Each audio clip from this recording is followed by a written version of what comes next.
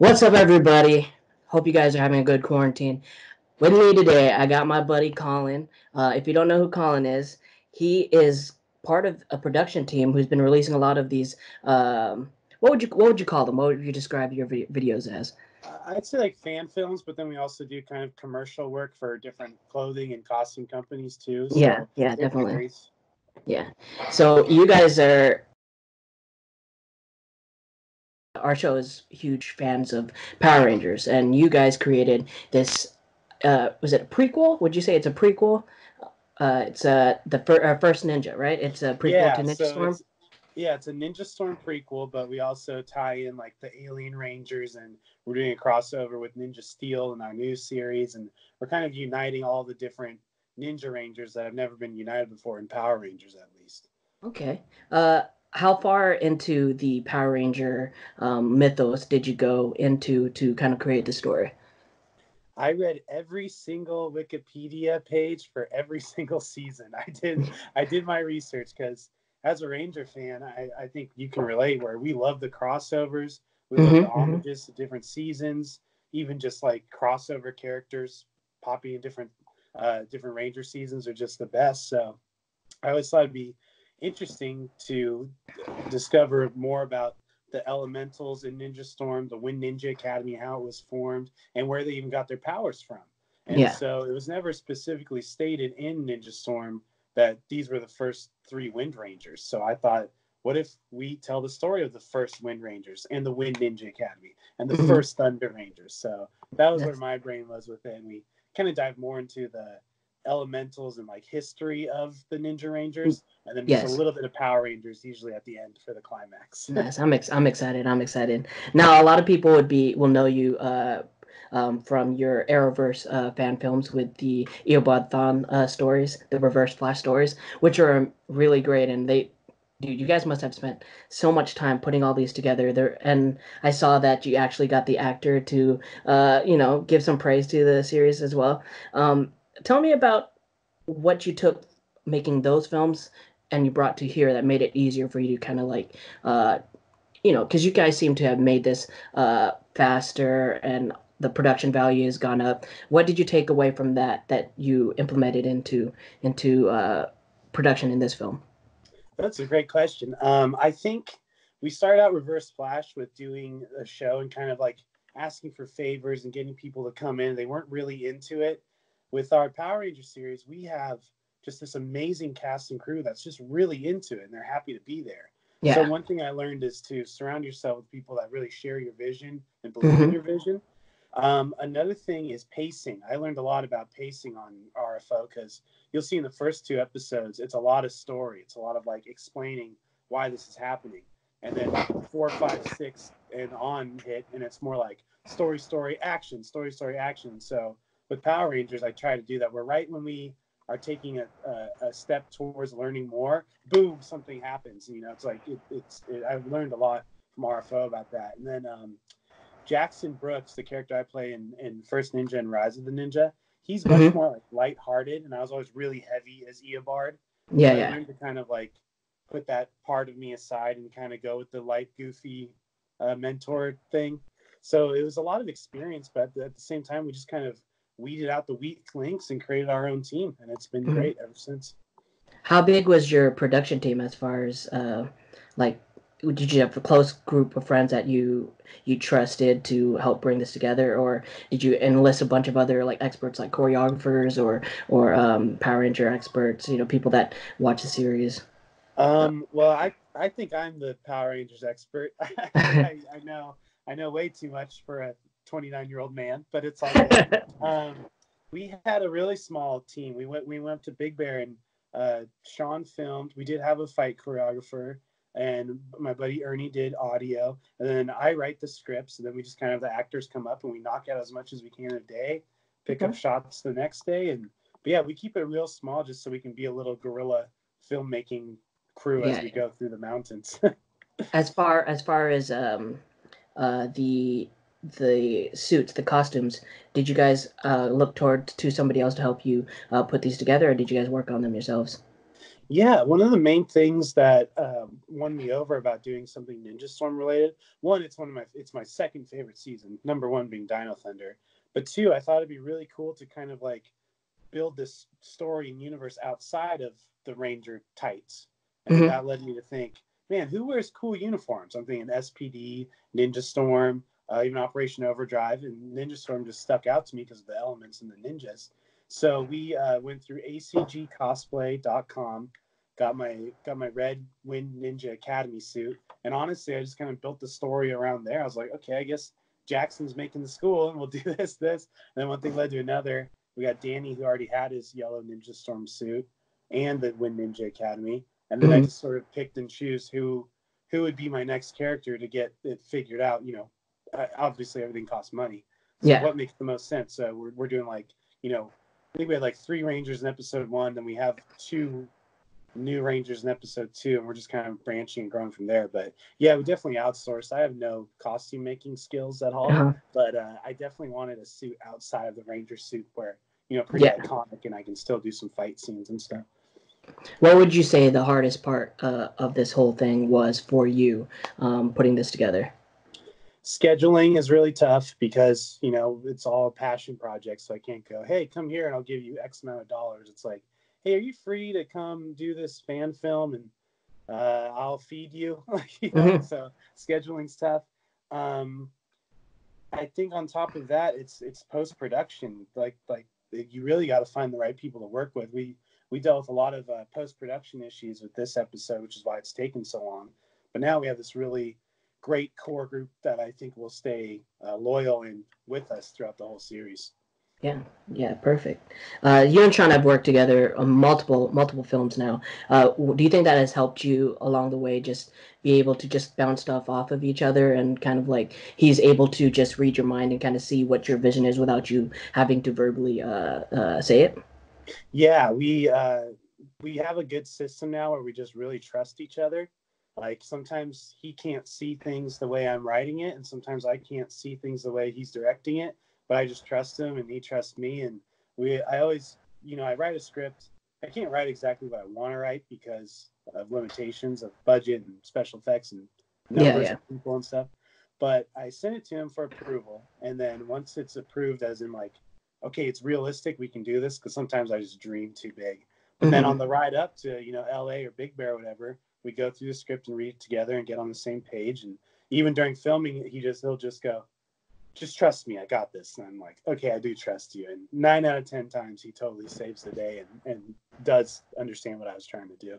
That's awesome. Now, a lot of times with these Power Ranger even like rangers that try to start their own fan films, they look towards crowdsourcing them. Was that ever in the conversation when you guys wanted to put this together?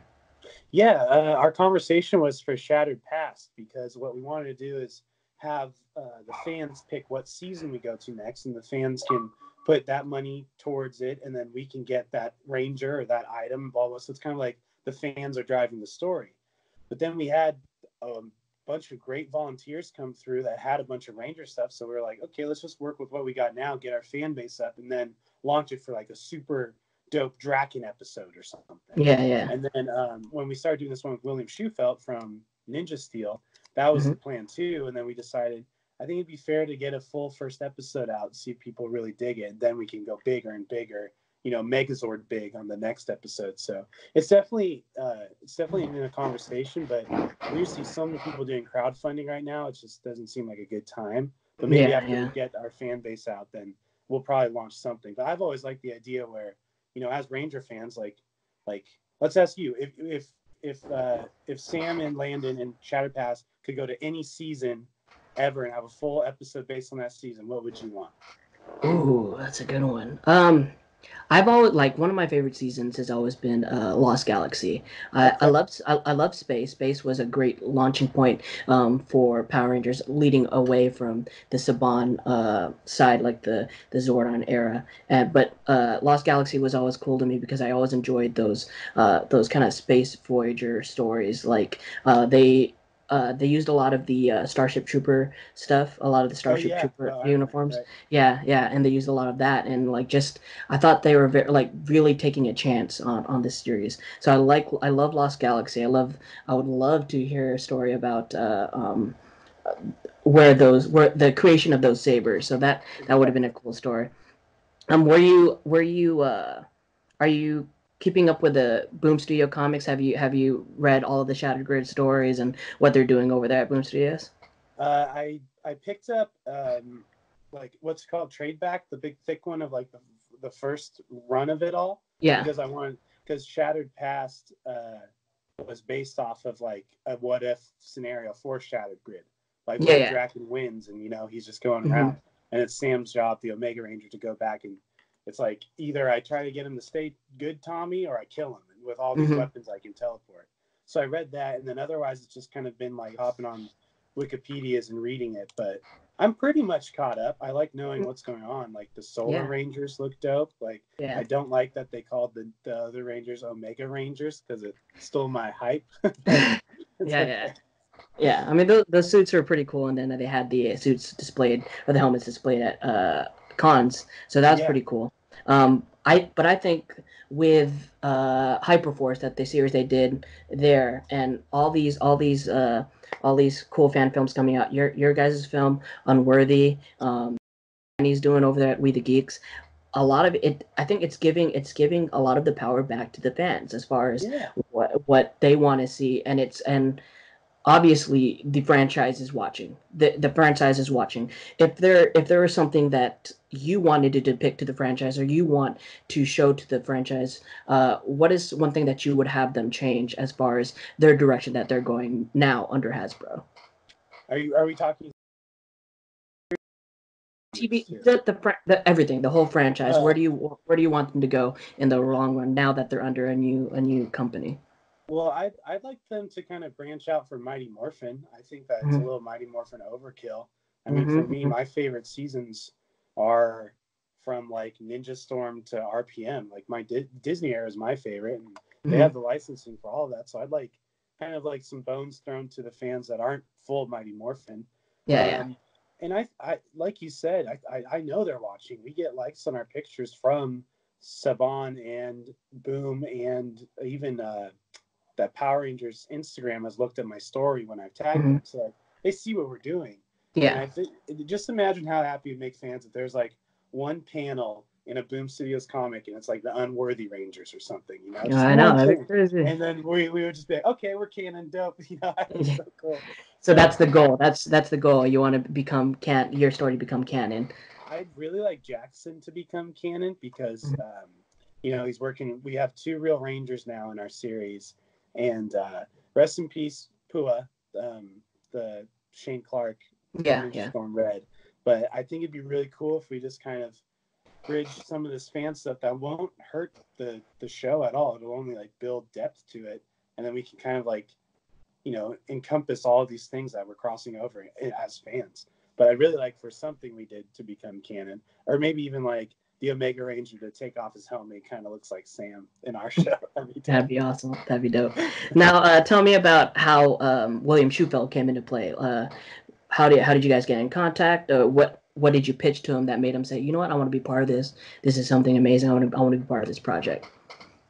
So we're just about to release Shattered Past, and we had only done like one little teaser, and it's basically me running from explosions and like jumping through a portal. It wasn't anything crazy. And this guy hits us up named ATO Worldwide, and he's a hip hop artist, and he lives in San Diego where I live. And he was like, "Yo, man, I want to make a theme song for you." And you have to imagine we get a lot of these people that want to like work with us. And we're like, "Yeah, okay, so show me what you got." This dude goes out and records a dope ass theme song for Shattered Past with using my voice and the script. He like told the story, made this awesome intro. And I was like, dude, we gotta meet up. This is amazing. So we meet up and we're just both a bunch of like grown nerds and we really get along. And then he's like, yeah, I'm shoe fell from Ninja Steel next week. Do you want to cruise through? And I was like, yeah, I'm down. So we go down to the studio and it's Will's first time ever rapping and he's just a natural. And Will and I really hit it off. We're just kind of shooting the shit and having fun. And he hits me up. He calls me maybe a week later. He's like, "Hey man, what are you doing next weekend?" And I'm like, "Oh, nothing, dude. What's up?" He's like, "We should find a middle point between our houses, meet up, and talk about how we can work together." So we do that. We meet up, and I was like, "Dude, you know what we need to do? We need to use you as the connection between all these different Ninja Rangers." He's like, "I love it. What do you think?" And I'm like, Ninjor. Ninjor needs to be like the Mac Daddy that you get to, you know? Fuck yeah, dude. So once I said that, he was like, "Oh, like a Yoda and Luke thing." I'm like, "Yeah," or both like. And so I won him over with the Ninjor hook, borrowed the suit from Unworthy, and then the teaser we did with him and Ninjor did really well. And he was like, "I want to do this. I want to do like a full episode." And I was like, "Well, I had to send the Ninjor suit back, but my character Jackson, Red Wind Ranger, maybe we could link First Ninja and Rise." He's like, Yeah, "I'm down." So now we're more of like a Obi-Wan Anakin sort of thing. that's But nice. yeah, so we came up with a story together for Rise, and now we're writing it together and starring in it together, and we've just become really good friends too. Nice, nice. Is there any plans to expand this universe, like maybe with Jackson with more of the Ninja Rangers? Yeah, so Jackson will be kind of a reoccurring player in Rise, but it's definitely about William. I mean Mm-hmm. Brody Romero. But yeah, we released a teaser that has him going like he's like talking about, well, you know, Jackson's a little weird, but he's teaching me about this. And then we show Ninjor, the Ninjetti coin, Alien Rangers, and Ninja Storm. So we're like showing that we have all these costumes and actors and props at our disposal. So we're going to grow it and try to link all of the Ninja seasons in one show. Awesome. You had mentioned that Dino Thunder is one of your favorite seasons. Is My there number one. number one? Is there you want to make another fan film and have the Dino Thunder team in there? I would love it, man. So I just kind of worry people will get burnt out seeing me as so many different Rangers because I've played a few now. Mm-hmm. But Connor has been my favorite Ranger since what 05 or whenever it came out. Yeah. But the beauty of Shattered Past is that we can hop into that season and you know maybe Landon Tate and Samuel O'Neill need the Dino Thunder gems to use against a bad guy. So we can kind of dip our toe into the Dino Thunder water without having to make a whole new series. But yes, I would love it. I mean, that'd be awesome. I mean, that'd be really cool. Uh, as far as, because now that you're in this Power Ranger universe now, everything is, you're seeing every bit of the fandom. What have been some of the things that you weren't so excited to experience within the Power Ranger fandom? The tights, those were a little Yeah, nerve-wracking. yeah. I was not in the best shape when I put my tights on for the first time, but it was a big motivator. Um, I call them Power Ranger purists. It's not like a burn or anything, but it's just like one way or the highway with them, you know? Exactly. Yeah, exactly. Yeah. So like I've been nothing but clear that I am not replacing Pua. It's a prequel. Pua is his own beast. He was an amazing Red Ranger. Jackson Brooks is just his own dude, and it's a prequel. I might be dead by the time Shane Clark takes over. You Yeah, don't yeah. know. And so many people are just so anti that. And I was like, I'm not Mm-hmm. trying to take over. I'm a prequel. I'm old news, you know. Mm-hmm. And so that was a little frustrating. And then people were really against when I talked about my idea for Shattered Past. Some Ranger people were really against it. Like Ranger fans are like, no, the Omega Ranger should just stay the Omega Ranger. Or why would you time travel back and do this? How could he collect all these weapons? And I'm like, that's the fun of a fan film, dude. Like I want to Mm-hmm. test the waters and see what we can do. Plus, Sam had the teleportation power, so that makes sense. Morphing grid, you can access it. Like little things like that were making sense. And And the rest, you barely got to see a glimpse of Sam. He was always that little orb thing, like yes, he. So exactly. it just left the door open to a lot of things you could explore with it. Yeah, that I mean that's such a fun story. It kind of intertwines kind of Power Rangers and like Back to the Future a little bit, or like Quantum Leap or something. Yeah, So that I think that's something that's definitely something that Power Rangers need because, like you said, we're a little MMPR'd out. Like I right. think that um, I don't know if it's the nostalgia thing that drives it or just recognition from like outside fans, not huge Power Ranger fans. Like if you think of Power Rangers, you automatically think of the Power Rangers with the white diamonds on their chest. Like Totally. it's not more so them not wanting to explore other sides of the fandom of the franchise. It's more they're being safe. It's them being safe. You know. And I think that's what's great about your series is that you're taking a series that maybe not a lot of fans know about the ninja side Sure. and kind of like expanding the story and giving it new light. So that's great on you for that. That's really awesome. Thank Um, you.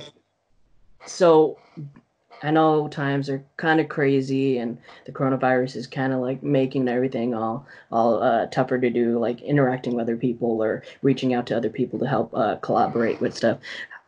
All this happened as you finish pre-product filming. Everything was done before all this started. We have so First Ninja Part Two comes out in 2 days. So that was Mhm. done a while ago, but like I said, we were kind of in post production hell with visual effects and stuff. But we have like I said, we have a good team. So that one's done. It's just going to come out in 2 days. Shattered Past it was all done too. So that is in post production. And then Rise, we have like maybe half of episode one film, but Mhm. the coronavirus really messed up our plans to go up to Big Bear and film it. So that one's a little stuck right now. And then luckily we finished Arrow for NerdBot, our gender swapped Arrow Mhm. show. Mhm. And then Reverse Flash, we had filmed a little teaser for the finale. So we got a lot done in the beginning of this year, and we're able to, sprinkle it out while we're on lockdown. Thank goodness.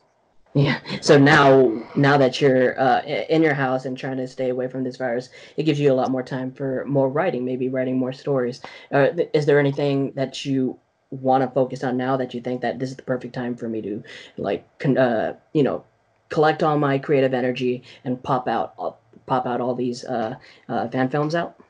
Yeah, absolutely.